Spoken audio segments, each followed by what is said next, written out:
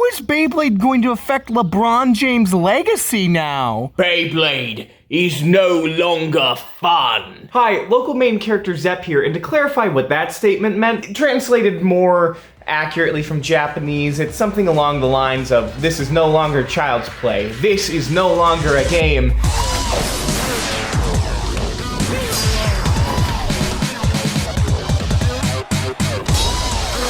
And it looks like Chikara Tomy means it. I was supposed to be on sabbatical right now, visiting my very good friend Patches the Very Silly Cat with my good friend Penby, who you may know. I was expecting this to be a normal Beyblade launch. You know, show some clips from the manga or the anime, showed off the new toys, show the new system. I wasn't expecting them to announce a professional Beyblade sporting event. I guess we're getting Beyblades in the Olympics now. The Karatomi officials are calling this the greatest masterpiece ever, an evolution in strategy, and they aim to make it a sport beloved around the world, more so than it already has for the last 25 years. All of their other battle hobby toy lines that they've been advertising for the past year are kind of dying down or never started off as going to be a big thing in the first place, with Bottleman really reducing the amount of releases it's had and not having a second season of its pretty successful anime. So needless to say, Beyblade X is going sicko mode. They have a brand new rail system, a new system for building the Beyblades that synthesizes all of the elements from the previous series into a highly marketable toy, and well, all of the branding is essentially sporting goods, and also there's this video. You know, I'm not sure at what I'm more shocked at. Them focusing on a woman winning a game after, you know, the treatment of women in Burst until Hasbro intervened. The pink-haired lady just absolutely serving and acting like an animal. We love to see silly girl representation. The middle-aged man, I was expecting to see breakdancing. When I entered this, I knew this was going to be a Hasbro-style underground tournament ad, and then they advertise Gear Sports at the end of it, taking Beyblade to the next stage, implying that they're going to take Beyblade from the normal Hobby Annie toy line level to something, say, on the tier of the highest grossing media franchise of all time, to the point of even copying their VGC and other world's tournament systems by having a normal class of, you know, the intended target audience of Beyblade-aged kids play in tournaments, a senior class of high schoolers, and then a master class of, well, everyone too old to do those. They're really going for a broader applicability of who this can actually target. Now, Hasbro already did a lifestyle ad in the style of, you know, but that was with kids. This is with fully grown adults. This is essentially just the Hasbro Metal Fight advertisements, except with people who pay taxes. And the anime? Jesus Christ. Yeah, they're gonna hurt these kids. So, interesting note about the anime. These key visuals, they look really professional. Not to say that I don't like Burst's animation style, I very much do for the most part. It just doesn't look as much like a normal primetime shonen as these character models do. Now, of course, these are just promotional stock images, meaning that they could look better than the actual show does, but there's something about the crispness, the fidelity of them that really gets to me. Of what if they have a really up there studio do this? Because they already have the Blowjob Brothers, the men behind the Kakegurui story. That's what I call them, the Blowjob Brothers. It's easier to refer to them both that way. That's also how you refer to any two men entering the room at the same time. And, of course, Posca Demizu the artist for The Promised Neverland, whose art looks absolutely stunning in this series. Now, this isn't actually her first time working on a Beyblade series, as apparently, according to Takafumi Adachi, the mangaka for Metal Fight Beyblade, she worked on Metal Fight Beyblade. So, fun! Also, woman. Woo! Yeah, baby! That's what I'm talking about! That's what I like to see! She has 2 Beyblades. They are making up for all of Burst not having any female combatants. Like, she lived, she served, she changed outfits, she served again. And the names, you know, the female, Nanairo Multi. Cross X, aka Common X. Kazami Bird. This boy's first name is Bird. ADK Emotions. When licensing whoever does this dub, or if we even get subs, you're not allowed to change this. This is really funny to me, and it's important that it stays the same. But yeah, ADK Emotions is already on board. They're the people who licensed out Beyblade the first time around in Burst, but also, they're not the only ones licensing Beyblade now. Takara Tomy has set up a New York office. This will be the one to license the toys for the United States, North America regions, and Europe. You know, I'm not French. I don't know how many coups I can handle seeing in my life. Takara Tomy is really focusing on this whole global connectivity of this whole thing. The Battle Pass app is apparently supposed to be global this time, which it was supposed to be last time, but Hasbro didn't want to license it. But that might change now that they have an office in New York City and can maybe say no to Hasbro's little hijinks. They plan to do a launch in mostly all Asian regions that are applicable for Beyblade pretty close to each other in terms of a time scale, and then immediately release in 2024. The anime comes out in autumn, fall season. That's pretty unheard of for Beyblade, which usually releases the year after the prototype system for the toys, but we don't really have a prototype system.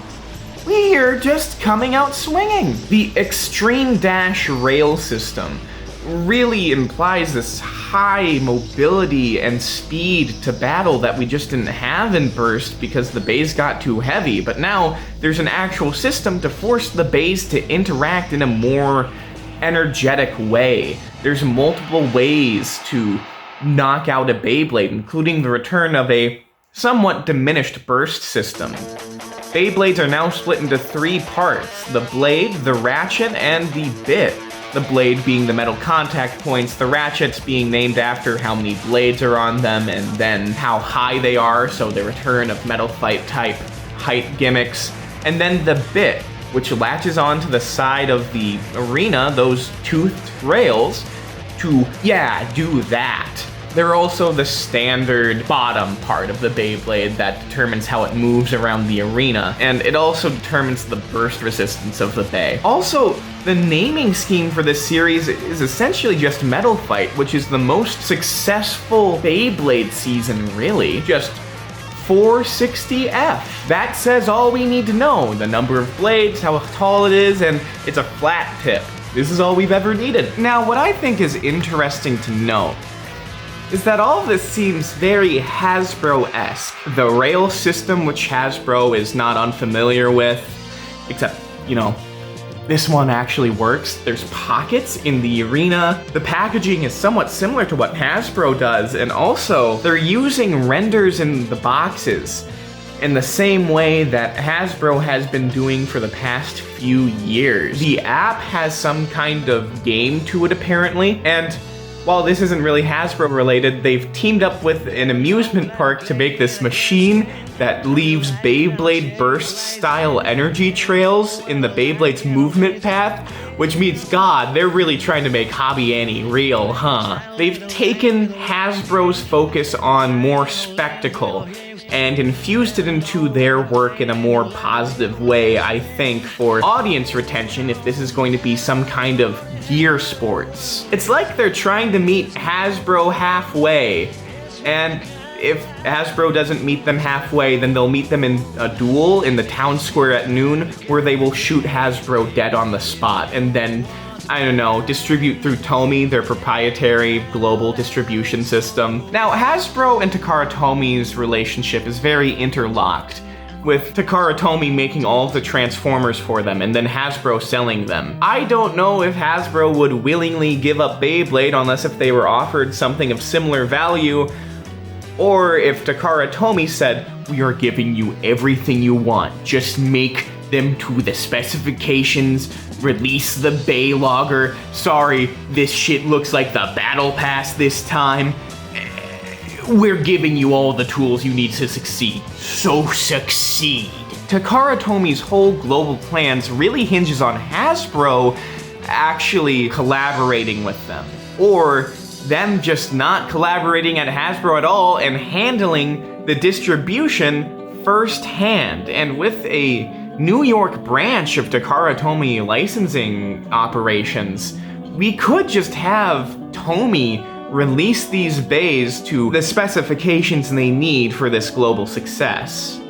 There's also a lot of stores that are doing tournaments in Japan, which means that they're going to have to find a way to host tournaments in the US and other regions that's easily accessible. I don't know what this means for the World Beyblade Organization, the fan-run, non-profit tournament organization system that really handles all Beyblade competitive play in the West, because Hasbro's not doing shit. Also of note, there's a big-ass tournament already announced at Beyblade Grand Prix type event. Will these have global competitors? Will these be held throughout all of Beyblade X? Who knows? But everything with Beyblade X seems to lean towards this idea of sports. The logo is in black and white and can be read at small sizes, not unlike other sporting logos. The boxes have this new, modern, kind of harmless sports aesthetic. Of course, there's pictures of anime characters on the back, but like, this looks like those little mouth guards that you buy and you put in your mouth. This is so you don't, like, I don't know, lose your teeth while getting a CTE playing football. Takara Tomy is trying to elevate what Beyblade is as a brand to something like the highest grossing media franchise of all time. They're trying to make this a lifestyle thing. They're not unfamiliar within the past calling Beyblade a communication toy, a way for people to have fun together and share a common language even if they don't have any other interests together. It is a reason for people to gather, and looks like it's not a game for people to gather for anymore. It's an actual sport. Whether they commit to this or this is all just marketing language, we've still yet to see, but something tells me they might not be bluffing this time. They didn't have to go this hard! This is elevating what Hobby Annie can be. So far, there's only been one that has had broad lifestyle appeal. Hopefully, there can be two, maybe more. Now, I'm not one to advocate for everything trying to be super successful and be a juggernaut, cornerstone of culture, but I think it would be really, really funny to live in a world where an Olympic sport is Beyblade. There are proxy wars held between countries, essentially locked into cold conflict, both having hands just laying on that nuclear option that hinge it all on their two best bladers duking it out in the ring. I want, at the end of a musical, when the greasers would normally do a street race to get the girl, to instead pull out Dran's sword and Hell's scythe and let it rip. I do want Beyblade to be taken to the next stage. I think we can go beyond Burst, which ran for almost 7-8 years. Usually, kids grow out of it by 3 years and, the cycle begins anew, but multiple generations of kids were raised on Burst. A generation of kids could have stuck with Burst all the way through. They're adults now. Can we get adults to play Beyblade? Yeah, we can. Look at the channel you're on! Look at the channel you're on! Jesus! Yeah, we can! Suck dick, LeBron!